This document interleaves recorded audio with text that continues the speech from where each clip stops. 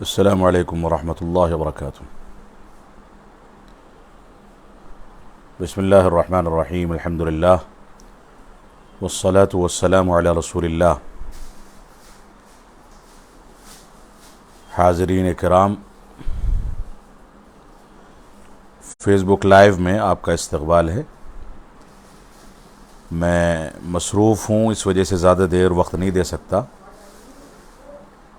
جو اہم سوالات ہیں وہ اہم سوالات پیش کر دیے جائیں، اور میری خواہش ہے کہ رمضان المبارک سے متعلق اگر سوالات ہوں تو زیادہ بہتر ہے، کیونکہ اب رمضان المبارک میں فیس بک لائیو کا پروگرام شاید نہ ہو سکے، مشکل ہو کہ اس کا انعقاد کیا جائے، لیکن اگر موقع ملا تو انشاءاللہ دیکھا جائے گا۔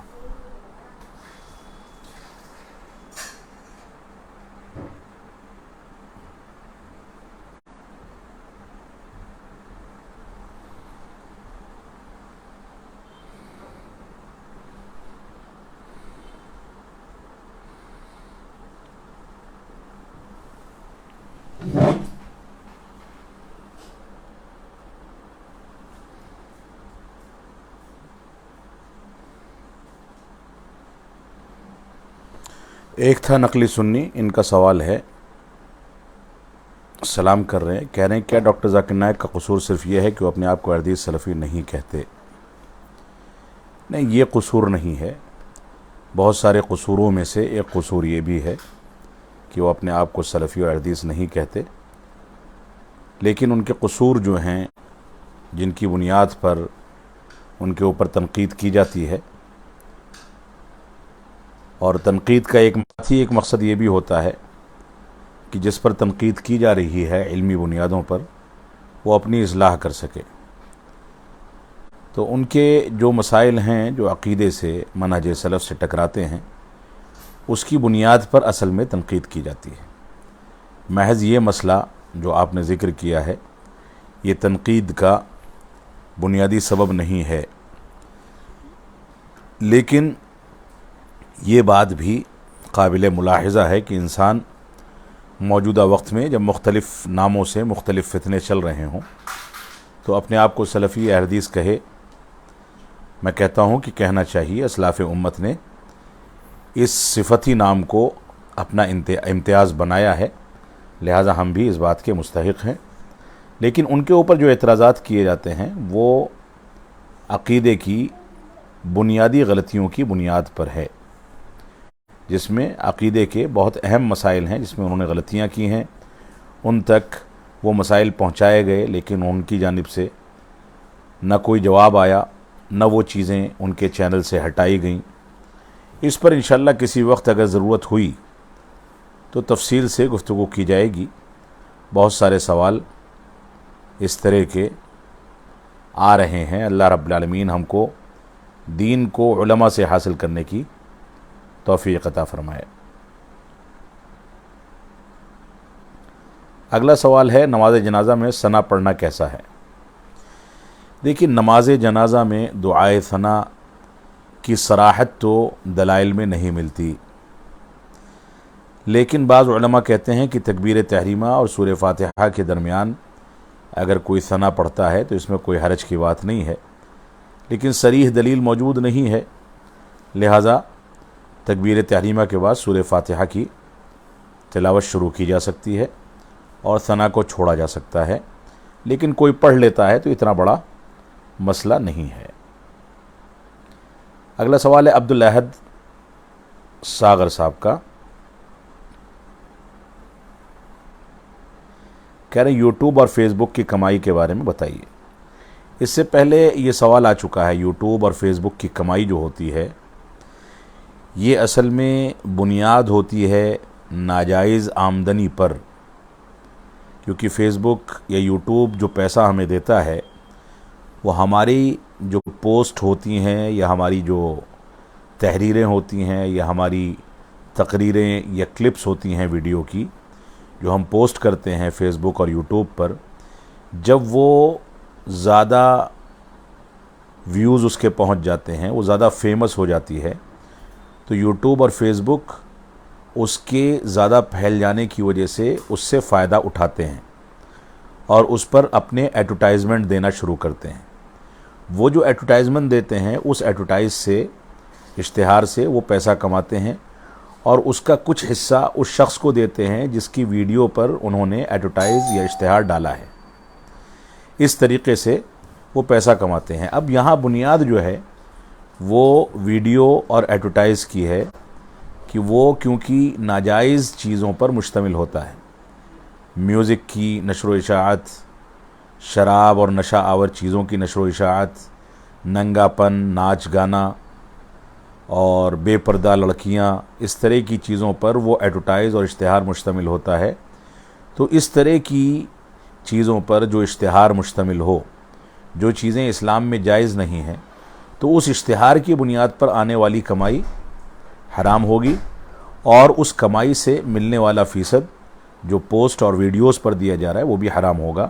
لہٰذا ہمیں اس طرح کی چیزوں سے بچنا چاہیے. افضل لوگڑے صاحب کوئی ہیں؟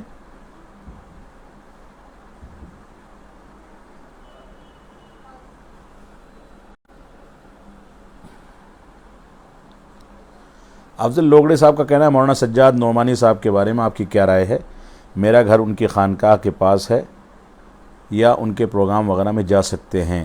دیکھیے، اب سجاد نعمانی صاحب کے بارے میں آپ نے سوال کیا ہے. سجاد نعمانی صاحب ایک صوفی عالم دین ہیں، ان کی صلاحیتیں اپنی جگہ پر، لیکن وہ منہج سلف سے اور صحیح احادیث پر عمل سے دور ہیں.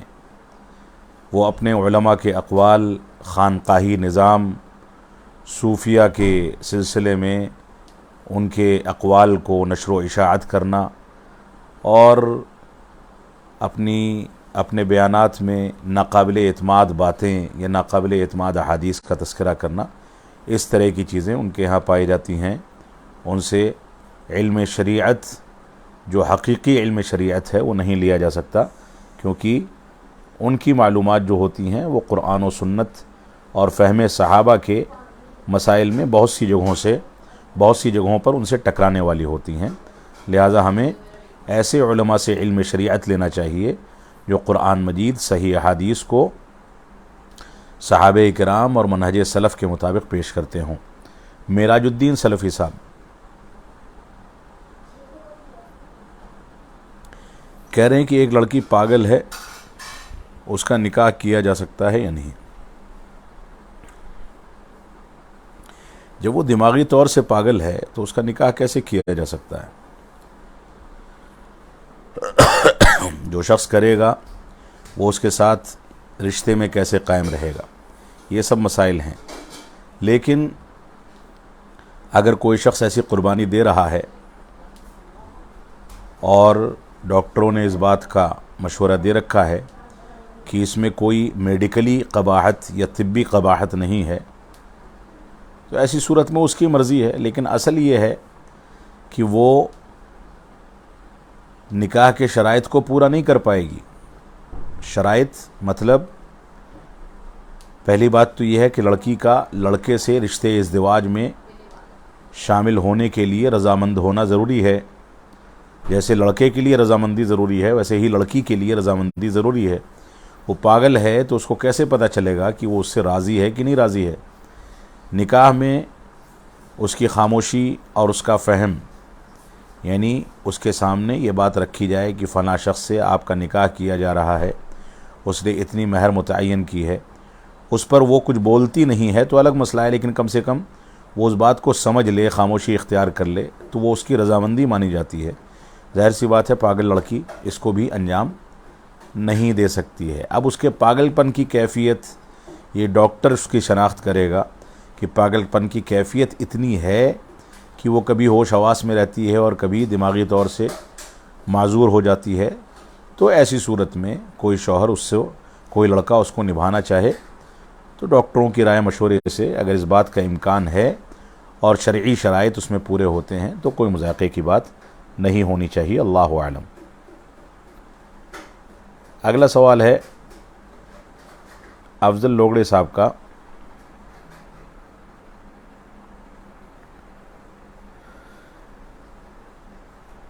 نہیں، اگر اگلا سوال کس کا ہے؟ فیضان چودھری صاحب کا، ان کا بھی سلام ہے صرف۔ سید زید صاحب کا، سید زید صاحب کا سوال ہے،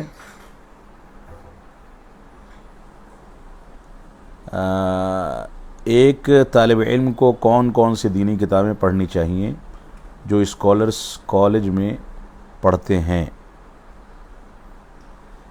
ایک طالب علم کو اصلاً علماء سے جڑ کر کے علم دین حاصل کرنا چاہیے۔ کتابیں پڑھ کر کے علم دین حاصل کر پانا آسان نہیں ہے۔ کتابیں جو حدیث کی کتابیں ہیں، کم از کم بلوغ المرام، ریاض الصالحین، یا عقیدے میں کشف الشبہات ہے، اصول ثلاثہ ہے، کتاب التوحید ہے، یا اس طرح کی بنیادی کتابیں ہیں جو آس پاس کے قابل اعتماد ایسے علماء جو منہج سلف کو سمجھتے ہوں ان کی رہنمائی میں اور ان کی نصیحت کے مطابق کتابیں حاصل کی جائیں اور ان کی صحبت میں رہ کر کے ان کتابوں کو پڑھا جائے۔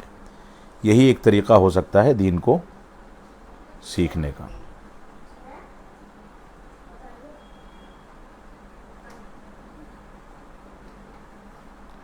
اگلا سوال ایک تلقی سنی، کہہ رہے ہیں کہ انجینئر مرزا کہتا ہے کہ مولانا مودودی کی دو کرامت ہیں، ایک ڈاکٹر اسرار احمد اور دوسرا ڈاکٹر فرحت ہاشمی۔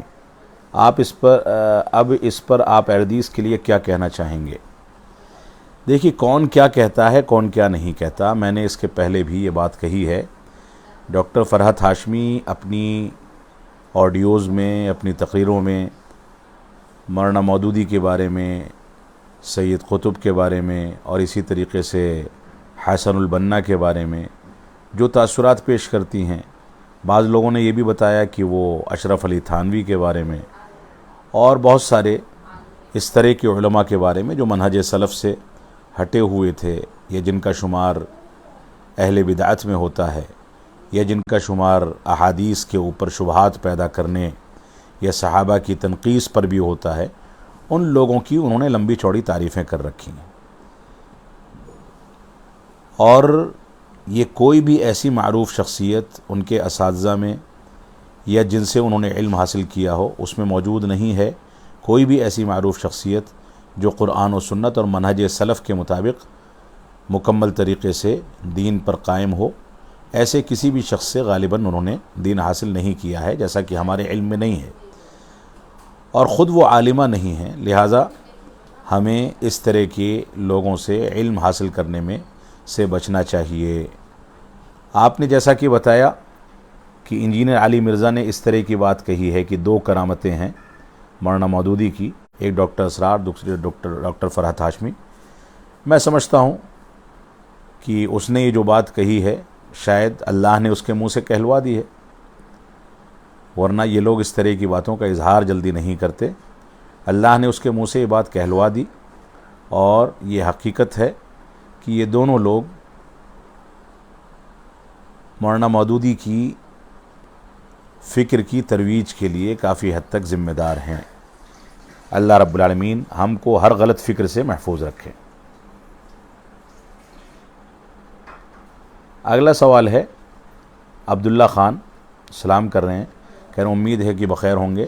دور حاضر میں دستار فضیلت اور جشن صحیحین کا اہتمام کرنا، اس کی کیا حقیقت ہے؟ دیکھیے، میرا اپنا موقف یہی ہے کہ دستار فضیلت اور جشن صحیحین اس طرح کی چیزوں کا اہتمام نہیں ہونا چاہیے۔ صحیحین کا یا فضیلت کی ڈگری حاصل کرنے کا سب سے بڑا حق یہ ہے کہ وہ طلبہ جو صحیحین پڑھتے ہیں یا دستار فضیلت جن کو ملتی ہے، وہ اپنی پڑھی ہوئی کتابوں اور صحیحین کا حق ادا کریں، اس کے مطابق عمل کریں، امام بخاری اور امام مسلم رحمۃ اللہ علیہ کے منہج کو سمجھیں اور اس کے مطابق زندگی کو ڈھالیں۔ یہ سب سے بڑا خراج تحسین ہے۔ ہوتا کیا ہے عام طور سے آج کے دور میں، صحیحین کا جشن جتنے بڑے پیمانے پر منایا جاتا ہے، وہ صحیحین کی تعلیمات سے جتنا زیادہ جو آدمی دور ہے، وہ اتنا زیادہ اس کے جشن کو بڑے اہتمام کے ساتھ مناتا ہے۔ یعنی جو لوگ صحیحین کی صریح روایات پر عمل نہیں کرتے، بلکہ عملی طور پر زبان سے یہ بات تو نہیں کہتے کہ ہم ان روایتوں کو نہیں مانتے، لیکن عملی طور پر ان روایتوں کو نہیں مانتے ہیں، اس کا انکار کرتے ہیں، ایسے لوگ جشن صحیحین کو زیادہ بڑے پیمانے پر مناتے ہیں۔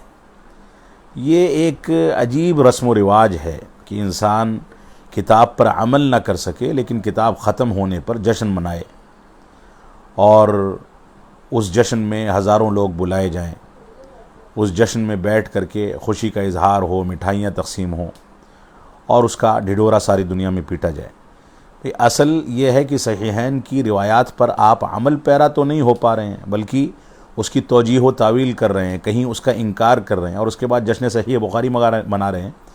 یہ عجیب و غریب فلسفہ ہے۔ تو یہ جشن وغیرہ جو ہے اصلاً اس کا کوئی تصور نہیں ہے اسلام میں۔ دستار فضیلت یا جشن صحیحین اس طرح کا کوئی جشن نہیں ہے اسلام میں، اس کی گنجائش موجود نہیں ہے۔ طلباء کی حوصلہ افزائی کے لیے کبھی ان کو جمع کر کے ان کی ذمہ داری بتانے کے لیے اگر ان کی فراغت کی کوئی مجلس ہوتی ہے اور اس میں ان کو شہادہ دیا جاتا ہے، سرٹیفکیٹ دیا جاتا ہے، اور ان کو ان کی ذمہ داریوں کا احساس دلایا جاتا ہے، اگر اس نیت سے کوئی ایسا جلسہ یا اس طرح کی کوئی تقریب ہے جس میں فضول خرچی اور غلط قسم کی چیزوں سے انسان اور اسلام کی مخالفت سے، رسم و رواج سے بچتا ہے، تو انشاءاللہ کوئی حرج کی بات نہیں ہے، ورنہ اصل یہی ہے کہ ان چیزوں سے ہمیں بچنا چاہیے۔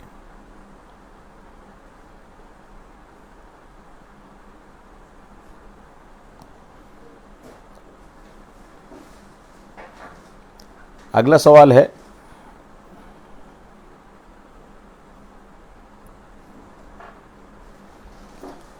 الہدایہ سینٹر کوئی ہے، وہ کہہ رہے ہیں شیخ آپ کو وہ عالم کو اخوانی مانتے ہیں جو برادرز کو سپورٹ کرتے ہیں؟ بالکل نہیں، میں نے کبھی کسی کو اخوانی نہیں کہا ہے، اور جس کے بارے میں نے اس طرح کے تبصرے کیے ہیں کہ ان کے یہاں اخوانیت کا منہج ہے، تو کسی کے یہاں اخوانیت کا کسی معاملے میں منہج ہونا یہ اس بات کی دلیل نہیں ہے کہ وہ شخص مکمل طریقے سے اخوانی ہو گیا۔ جو غلطیاں ہیں ان غلطیوں کی اصلاح کے لیے اور عوام کو ان غلطیوں سے محفوظ رکھنے کے لیے تنبیہ کی جاتی ہے۔ اس کا مقصد یہ نہیں ہے کہ فلاں شخص کے یہاں اخوان المسلمین کا کوئی مسئلہ پایا جاتا ہے تو وہ مکمل طریقے سے اخوانی ہو گیا، اس مسئلے میں وہ اخوانی ہے، ہر چیز میں اخوانی نہیں ہے۔ ایک بات، جو لوگ برادرز کا سپورٹ کرتے ہیں، جو علماء، میں ان کو اخوانی کہتا ہوں، یہ سراسر اتہام ہے، ایسا کچھ نہیں ہے۔ برادرز کا سپورٹ کرنا غلط ہے۔ برادرز کا جو آج کے دور میں جو شکل بن گئی ہے، جو صورتحال بنتی جا رہی ہے، وہ بہت خطرناک ہے، موجودہ دور کے بڑے فتنوں میں سے ایک فتنہ ہے۔ لہٰذا تنبیہ جو ہے قرآن و سنت کے دلائل کی روشنی میں، صحابہ کرام اور تابعین اور تبع تابعین اور محدثین کے اقوال کی روشنی میں، وہاں پر آپ کے سامنے یہ صراحت کی جاتی ہے کہ وہ لوگ علم لینے میں کتنے محتاط تھے اور کن لوگوں سے علم لیا جاتا تھا۔ لہٰذا ہماری یہ ذمہ داری ہے کہ ہم جن سے علم لیں ان کے بارے میں غور و تدبر کر لیں، یہی اصل منہج سلف ہے۔ لہٰذا ایسے لوگ جو غیر علماء ہیں، واعظین ہیں، جنہوں نے علم علماء کی صحبت میں رہ کر کے حاصل نہیں کیا، یا باقاعدہ مدارس اسلامیہ میں علماء کی صحبت میں رہ کر کے تعلیم حاصل کر کے اس قابل نہیں بنے کہ وہ علم شریعت پر عبور حاصل کر لیں، تو ایسے لوگوں کو میدان دعوت میں فتوے دینے یا اپنی رائے قائم کرنے کا حق حاصل نہیں ہے۔ لہٰذا ایسے لوگوں سے تنبیہ کرنا اور ان سے لوگوں کو دور کرنا اور ان کے بارے میں وارننگ جاری کرنا، یہ ہماری بحیثیت عالم دین کی ذمہ داری ہے۔ اس چیز کو آج نہیں تو کل لوگوں کو سمجھنا پڑے گا۔ اللہ رب العالمین ہم کو صحیح شعور عطا فرمائے۔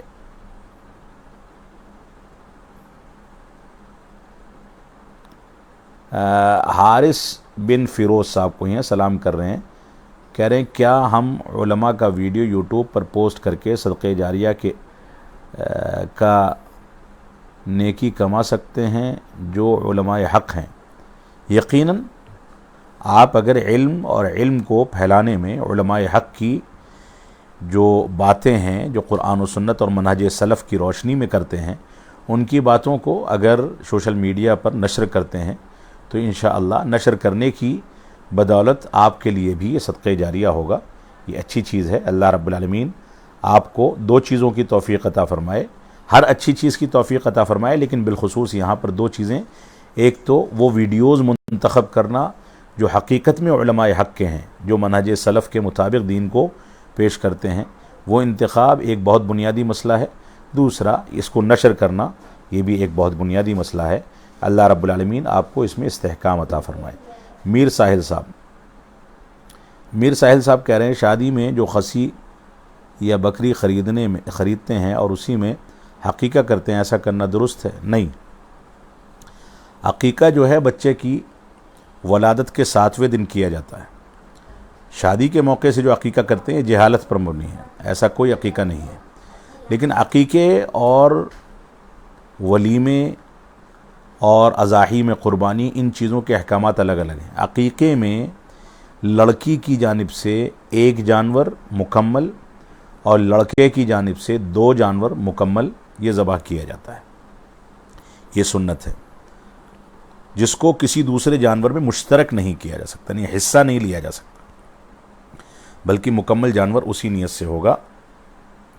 اب عقیقے کا جانور الگ، قربانی کا جانور الگ۔ شادی کے موقع سے جو نیت کر لیتے ہیں، آج کل نیت کر کے پتہ نہیں کیا کیا ہوتا ہے۔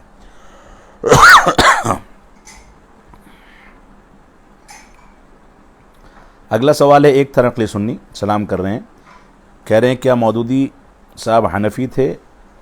کیونکہ مولانا طارق جمیل صاحب کہتے ہیں اور انجینئر مرزا کہتا ہے کہ مودودی حنفی نہیں۔ دیکھیے، مودودی صاحب اصلاً مسلکن حنفی تھے، مسلکن حنفی تھے، یعنی وہ فقہ حنفی کو فالو کرنے والے تھے، لیکن عقیدے میں وہ حنفی نہیں تھے۔ وہ عقیدے میں بہت سارے گمراہ مکاتب فکر سے متاثر تھے۔ مثال کے طور پر صحابہ اکرام پر تنقیدیں یا ان پر ان کی تنقیس کرنے میں وہ رافضہ اور شیعوں سے متاثر تھے۔ اسی طریقے سے عقائد کے باب میں بہت ساری جگہوں پر انہوں نے جو باتیں کہی ہیں، ان باتوں میں وہ کسی دوسرے مکتب فکر سے بھی متاثر نظر آتے ہیں۔ تو عام عمل میں، یعنی فقہی مسائل کو اخذ کرنے میں وہ عموماً حنفی ہیں، اور احناف کے امام ابو حنیفہ رحمۃ اللہ علیہ کے مسائل کو زیادہ اخذ کرتے ہیں۔ تو فقہی لحاظ سے وہ حنفی ہوئے، اور عقیدے کے لحاظ سے ان کے یہاں بہت ساری خرابیاں ہیں، جو خرابیاں کہیں رافضہ اور شیعوں سے متاثر ہو کر کے ہیں، اور کہیں دوسرے مکاتب فکر سے، کہیں عقلانیوں سے۔ حدیث کا انکار ہے، جیسے عقل پر حدیث کو تولنا اور یہ سمجھنا کہ ہماری عقل میں یہ بات نہیں آتی تو ہم اس کو کیسے مان سکتے ہیں، تو عقلانیوں سے متاثر ہیں۔ اور اسی طریقے سے وہ حدیث کے انکار میں منکرین حدیث سے متاثر ہیں۔ تو بہت ساری ایسی چیزیں ہیں جو عقیدے کے باب میں ہیں، جس میں وہ حنفی نہیں ہیں، بلکہ عقیدے کے باب میں ان کے یہاں جو خرابیاں ہیں، وہ خرابیاں مختلف اہل کلام کے فرقوں یا مختلف مکاتب فکر سے ماخوذ ہیں۔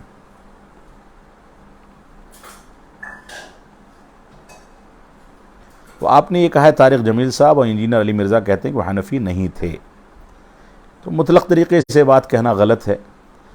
عبادات میں یا فقہ میں وہ حنفی تھے، لیکن عقائد میں وہ دوسرے مکاتب فکر کے پیروکار تھے۔ میں 1-2 سوال اور لے کر کے بات کو ختم کروں گا، میں مصروف ہوں تھوڑا سا۔ افضل لوگڑے صاحب کہہ رہے ہیں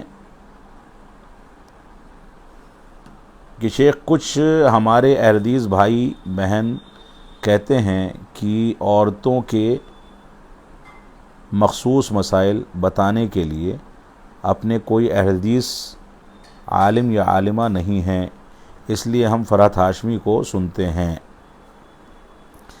یہ ایک بہت بڑی جہالت کی بات ہے کہ عورتوں کے مخصوص مسائل بتانے کے لیے احادیث علماء عالم یا عالمہ نہیں ہیں۔ اللہ رب العالمین کا فضل ہے کہ آج کے دور میں ہر علاقے میں علماء بھی موجود ہیں اور عالمات بھی موجود ہیں۔ مدارس اسلامیہ میں جو ہماری عالمائیں نکل کر کے جاتی ہیں، ان کو علم شریعت کا شعور ہوتا ہے۔ بعض لوگ کہتے ہیں کہ وہ صرف روٹی بنانا جانتی ہیں، جھاڑو پوچھا کرنا جانتی ہیں۔ یہ اتہام ہے مدارس اسلامیہ پر۔ مدارس اسلامیہ سے اللہ رب العالمین کے فضل و کرم سے اچھی اور باصلاحیت بچیاں فارغ ہو رہی ہیں اور معاشرے میں بڑے پیمانے پر دعوت و تبلیغ کا کام کر رہی ہیں۔ یہ ایک الگ مسئلہ ہے کہ ان کے یہاں شعور ہے کہ وہ اپنے خاندانوں میں، اپنے آس پڑوس میں کام کرتی ہیں، سوشل میڈیا پر آ کر کے ضرورت سے زیادہ ہائی لائٹ نہیں ہونا چاہتی یا ضرورت سے زیادہ اپنے آپ کو مشہور نہیں کرنا چاہتی، اور یہی طریقہ عورتوں کی دعوت تبلیغ میں ہونا چاہیے۔ تو کوئی شخص یہ کہے کہ ہمارے پاس کوئی عالم یا عالمہ نہیں ہے تو ہم کسی ایسے شخص کو سن لیں جیسا کہ آپ نے کہا فرحت ہاشمی کو، تو یہ کون سی سمجھداری کی بات ہے؟ بھائی آپ کے علاقے میں اگر آپ کو دانت میں درد ہوتا ہے یا آپ کی آنکھ خراب ہوتی ہے، آپ کے علاقے میں کوئی آنکھ یا دانت کا ڈاکٹر نہیں ہوتا، تو آپ دوسرے محلے میں جاتے ہیں، تیسرے محلے میں جاتے ہیں، وہاں جا کر کے اچھے ڈاکٹر کو تلاش کرتے ہیں، اس کے بعد علاج کراتے ہیں۔ یہ کون سی سمجھداری کی بات ہے کہ آپ کو شرعی مسائل کی ضرورت پڑے تو آپ گھر بیٹھے بیٹھے اس کو تلاش کرنا چاہتے ہیں؟ آپ جائیے، تلاش کیجئے۔ علماء اور عالمات ہر جگہ موجود ہیں اور ان کے ذریعے سے رہنمائی حاصل کی جا سکتی ہے۔ اللہ رب العالمین ہم کو دین کا صحیح شعور عطا فرمائے۔ ایک سوال مزید ہے الہدایہ سینٹر کا۔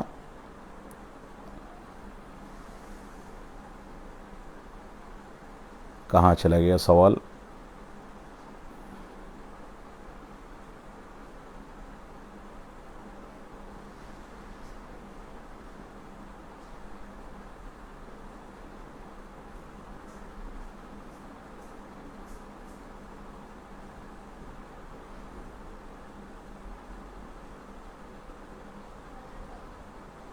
بہرحال وہ اصل میں کچھ سیٹنگ چینج ہوئی ہے تو سوالات اوپر نیچے ہو جاتے ہیں۔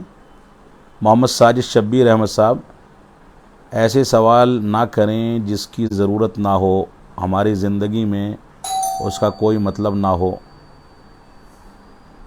انہوں نے بہرحال اہم بات کہی ہے، بہت ساری باتیں ایسی آتی ہیں جس میں اگلا سوال ہے فارش شریف صاحب کا۔ فارش شریف صاحب کہہ رہے ہیں انگلش دعوی سین میں خوارج برادر سسٹر کے فتنے اردو دعوی سین سے بہت زیادہ ہیں، کیونکہ وہاں کوئی علماء نہیں ہیں، تو آپ کیا رہنمائی کریں گے وہاں کے لیے؟ دیکھیے، ایک بہت بڑا مسئلہ ہے، ہمارے بہت سارے ایسے بھائی ہیں جو اردو زبان جانتے ہیں، سمجھتے ہیں، پڑھ سکتے ہیں، لیکن ان کو انگریزی کا بھوت سوار ہے، اور ان کو وہی علماء اچھے لگتے ہیں جو انگریزی بول سکیں، یا وہی واعظین اچھے لگتے ہیں جو انگریزی بول سکیں۔ تو ایک بات تو یہ ہے کہ اگر آپ اردو ہندی سمجھتے ہیں تو آپ اردو اور ہندی بولنے والے علماء سے فائدہ اٹھائیں۔ یہ حقیقت ہے کہ علماء میں انگریزی بولنے والے علماء کم ہیں، لیکن یہ بھی ایک تلخ حقیقت ہے کہ انگریزی زبان میں علماء حق کا میٹر اور ان کی تحریریں اور ان کی ویب سائٹس عرب دنیا میں بھری پڑی ہیں۔ ہم اگر صرف سننے کے عادی نہیں ہیں، پڑھنا چاہیں، علماء سے رجوع کرنا چاہیں، تو بہت سارے علماء کے فتوے اور ان کی تحریریں انگریزی زبان میں ٹرانسلیشن کے ساتھ موجود ہیں، اور میں 100% یقین کے ساتھ کہہ سکتا ہوں کہ اتنی معلومات تو انگریزی زبان میں سوشل میڈیا پر یا ویب سائٹس پر یا گوگل وغیرہ پر موجود ہے، اتنی معلومات انگریزی زبان میں تو موجود ہے جتنے کی ضرورت ہم کو اپنی زندگی میں پڑتی ہے۔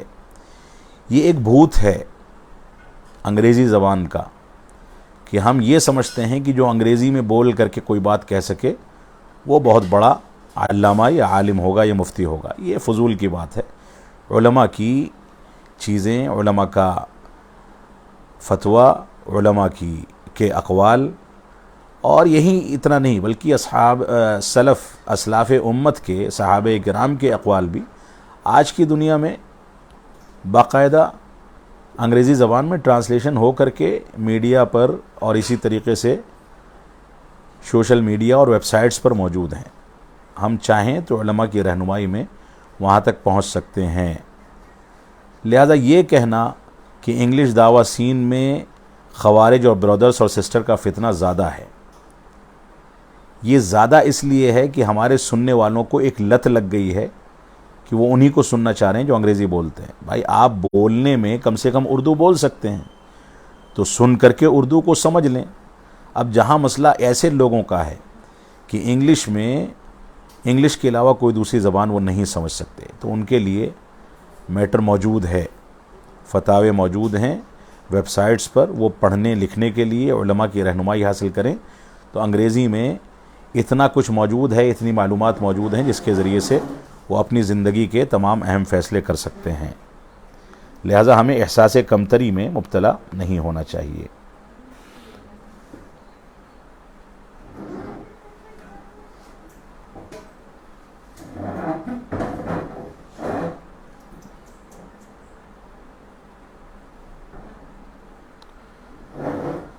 افضل لوگڑے صاحب کہہ رہے ہیں، شیخ ہم لوگ آپ کے دروس سنتے ہیں، شیئر کرتے ہیں، تو آج کچھ لوگوں نے یہ اصطلاح بنا لی ہے کہ یہ رحمانی منہج ہے، تم رحمانی ہو۔ اگر کسی نے یہ اصطلاح بنائی ہے تو میں اللہ سے اس اصطلاح کے لیے پناہ چاہتا ہوں۔ میں کسی بھی معاملے میں رحمانی منہج یا اپنے منہج کو پیش کرنے کا قائل نہیں ہوں، اور اگر میں ایسا کروں تو ایسی صورت میں اللہ کی ناراضگی کو مول لوں گا۔ میں جو کچھ آپ کے سامنے بیان کرتا ہوں وہ قرآن و سنت یا منہج سلف کی روشنی میں ہوتا ہے۔ انسان ہوں، غلطیاں کر سکتا ہوں، اگر غلطی ہے تو ہر شخص کو اس کی اصلاح کا پورا حق حاصل ہے۔ لہذا کوئی ایسا کہتا ہے کہ رحمانی منہج اختیار کر لیا ہے تو یہ اس کا صریح اتہام ہے، اس کو اس اتہام سے توبہ کرنی چاہیے۔ میں کسی بھی صورت میں اس بات کو برداشت نہیں کر سکتا کہ اس طرح کی بات میری جانب یا ہم لوگوں کی جانب منسوب کی جائے۔ اللہ رب العالمین کا فضل ہے کہ جو بھی باتیں ہماری جانب سے کہی جاتی ہیں وہ قرآن و سنت اور منہج صحابہ کی ترجمانی ہوتی ہیں۔ کسی کو بری لگیں اور بری لگنے کے رد عمل میں وہ اس کو رحمانی منہج کہے تو گویا وہ منہج صحابہ پر اتہام لگا رہا ہے۔ اللہ رب العالمین ہمارے احباب کو ہدایت عطا فرمائے۔ اسی کے ساتھ میں پروگرام کو ختم کروں گا۔ وصلی اللہ علی نبینا محمد وعلی آلہ وصحبہ وسلم۔ والسلام علیکم ورحمۃ اللہ وبرکاتہ۔ بہت معذرت کے ساتھ رمضان بھی قریب ہے اور مصروفیت بھی زیادہ ہے، اور اسی طریقے سے اب شاید یہ پروگرام اگر کوئی موقع ملا کسی وقت تو ہو سکا تو انشاءاللہ بیٹھیں گے، ورنہ اصل یہ ہے کہ رمضان میں شاید پروگرام مشکل ہوگا۔ آپ لوگ دعائے خیر میں یاد رکھیں، رمضان میں زیادہ سے زیادہ عبادت کریں، اور میرے لیے اور میرے والد گرامی کے لیے، میرے ادارے کے لیے اور پوری جماعت کے لیے اور سارے مسلمانوں کے لیے خصوصی دعائیں کریں۔ اس ماہ مبارک میں اللہ رب العالمین ہم سب کو دنیا اور آخرت کی تمام کامیابیوں کا مستحق بنائے اور اس سے نوازے۔ وصلی اللہ علی نبینا محمد وعلی آلہ وصحبہ وسلم۔ والسلام علیکم ورحمۃ اللہ وبرکاتہ۔